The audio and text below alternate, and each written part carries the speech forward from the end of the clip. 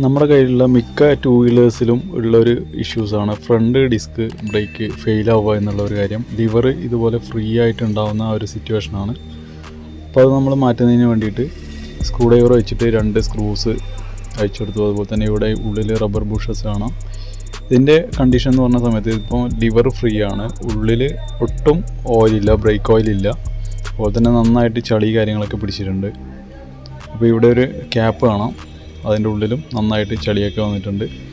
അപ്പോൾ നമ്മൾ ക്ലീൻ ചെയ്യുന്നതിന് വേണ്ടിയിട്ട് ഒന്നുകിൽ ഡീസൽ അല്ലെങ്കിൽ WD-40 അല്ലെങ്കിൽ കൊറോസിൻ, മണ്ണെണ്ണ എന്നീ കാര്യങ്ങളൊക്കെ യൂസ് ചെയ്തിട്ട് നന്നായിട്ട് ക്ലീൻ ചെയ്യുക.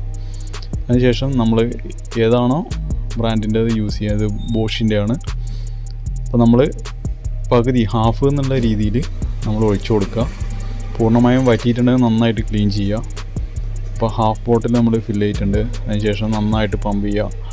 അതിൽ നിന്ന് ബബിൾസ് വരുന്നത് സ്റ്റോപ്പ് ആവുന്നവരെ നമ്മൾ പമ്പ് ചെയ്തുകൊണ്ടിരിക്കുക. വല്ല ഓയിലും ലീക്കേജ് കാര്യങ്ങളൊക്കെ ഉണ്ടെങ്കിൽ സിലിണ്ടർ കിറ്റിൻ്റെതോ അല്ലെങ്കിൽ മറ്റുള്ള ഇഷ്യൂസോ ആണ്.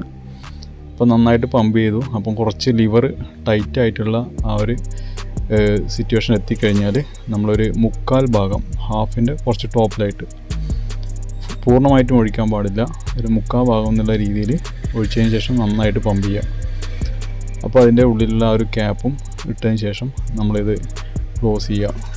ഇതിൻ്റെ റബ്ബർ സീല് പോയിട്ടുണ്ടെങ്കിൽ അത് ചേഞ്ച് ചെയ്യുകയാണ് ബെസ്റ്റ്. അതുപോലെ തന്നെ സ്ക്രൂസ് നല്ലോണം അതിൻ്റെ ത്രെഡൊക്കെ പോയിട്ടുണ്ടെങ്കിൽ അതും ചേഞ്ച് ചെയ്യുകയാണ് ബെസ്റ്റ്.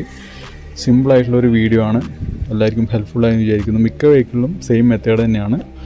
അപ്പോൾ നിങ്ങളുടെ വാല്യുബിൾ ആയിട്ടുള്ള സജഷൻസ്, കമൻറ്റ്സ് എല്ലാം താഴെ കമൻറ്റ് ബോക്സിൽ അറിയിക്കുക. അപ്പോൾ താങ്ക് യു സോ മച്ച്. അടുത്ത വീഡിയോയിൽ കാണാം. ബൈ.